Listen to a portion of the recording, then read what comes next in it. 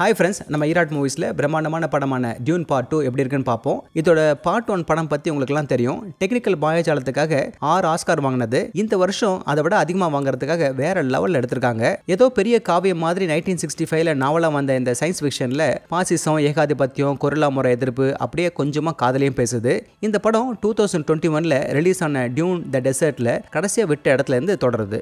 எதுக்கும் உங்களுக்காக சுருக்கமாக அந்த கதையை சொல்லிடுறேன். பெரும் லாபகரமாக இருக்க ஸ்பைசஸை கனிம வளமாக கொண்ட அராக்கேஸ் கிரகத்திலிருந்து கதை தொடங்குது. கேலக்ஸியோட அட்ரிஸ் குடும்ப டியூக் அந்த வளத்தை பராமரிக்க அதோட நிர்வாக உரிமைகளை ஹார்கோனன்ஸுக்கு கொடுக்குறாரு. அவனும் ஊழல் நிறைஞ்சவன், மேலும் கொடூரமானவன். அவன் அட்ரிஸ் குடும்பத்திற்கு எதிராக சதி செஞ்சு அவரை கொன்னுட்டு ஹார்கோனன் ஆட்சிக்கு கீழே அராக்கேஸ் கிரகத்தை கொண்டு வந்துடுறான். இதை சரியா பயன்படுத்திக்கிட்டு அவனோட கொடூரத்துக்கு ஈக்குவலா அவன் மருமகன்களான பீஸ்ட் ரப்பனும் அவனோட மோசமான சைக்கோபேத்தான ஃபயத் ரவுதாவும் போற இடத்துல எல்லாம் கொண்டு போட்டுட்டு வரானுங்க. எப்படியோ தப்பிச்ச பேரரசோட வாரிசான பால் அட்ரிஸும் அவன் அம்மாவும் அவரோட சாவுக்கு சரியான சமயத்தில் பழிவாங்க பூர்வீக பழங்குடி ஃப்ரெமன்களோட பதுங்கியிருக்காங்க. இவங்க ஹார்கோனன்ஸ்க்கு எதிராக போராடும் போது இந்த ஃப்ரெமன்ஸ் உதவுறதுக்கு நல்ல வாய்ப்பு இருக்கு. ஏன்னா அவன் அம்மாவால ரகசியமா இவன் தான் ஃப்ரெமன் இனத்தை காப்பாற்ற கடவுளால தேர்ந்தெடுக்கப்பட்ட ஒன்று பரப்பப்பட்ட வதந்தியை நம்புறதால. அப்படி இருந்தும் பால் அட்ரிஸ் முதல்ல அவங்களோட நம்பிக்கை சம்பாதிக்கணும். அதுக்கான முதல் படியா அங்க இருக்கிற மெகா சைஸ் புழுவோட முதுகுல சவாரி செய்யறது அவசியம். பால் அட்ரிஸ் அதை கத்துக்கிட்டு சவாரி செய்யறானா, அடுத்து தன் அப்பா சாவுக்கு ஹார்கோனன்ஸை பழிவாங்கறானா என்பதுதான் அந்த படத்தோட மீதி கதை. இதுல ஃபியூச்சர்ல வர அட்வான்ஸ்மெண்ட்டை பார்க்கும்போது தெளிவா பயமுறுத்தும். முக்கியமா சரியான தொழில்நுட்ப விவரங்களோட ஆரம்பத்தில் வர ஒரு அசாதாரணமான பாலைவன போர்க்காட்சியை பார்க்கணும். நீங்க அதுக்கடுத்து வேற எந்த படத்துலையும் வராத அவங்க மூக்குக்கு போடுற கருப்பு குழாய்ங்க வித்தியாசமா இருக்கும். குறிப்பாக மெயின் லீடுங்க அதை போட்டுட்டு கிஸ் பண்றதை பார்க்கணும்.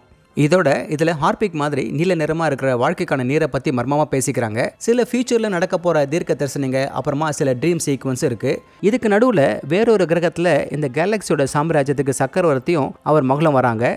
இதில் ஆஸ்டின் பட்லர் ஒரு புது ஹார்கோனன் வில்லனாக உருவாகி மிரட்டுறாரு. இயக்குனரும் அவரோட கதாசிரியரும் 160 நிமிஷம் மேலே ஓடுற படமாக இருந்தாலும் எந்த கதாபாத்திரத்தை பற்றியும் சொல்ல போதுமான சுவாரஸ்யமான விஷயங்களை கொடுக்கல. படத்தோட முக்கியமான மெயின் பார்ட்டு பால் அட்ரிஸுக்கும் சாணிக்கும் இடையே இருக்கிற காதல் தானே இருக்கும்போது அதையே சரியாக டெவலப் பண்ணாமல் விட்டுட்டாங்க. அது எப்படின்னா அவங்க சந்தோஷமாக வாழ்வாங்களா இல்லையான்னு கவலைப்படக்கூட நமக்கு என்ன வராது. டூன் பகுதி 2 ஹெர்பரட்டோட முதல் டியூன் நாவலோட முடிவுக்கு நம்மளை கொண்டு போகுது. அப்படி போகும்போது இதில் ஏராளமான முடிவுக்கு வராத கதைங்க அங்கங்கே தொங்குது.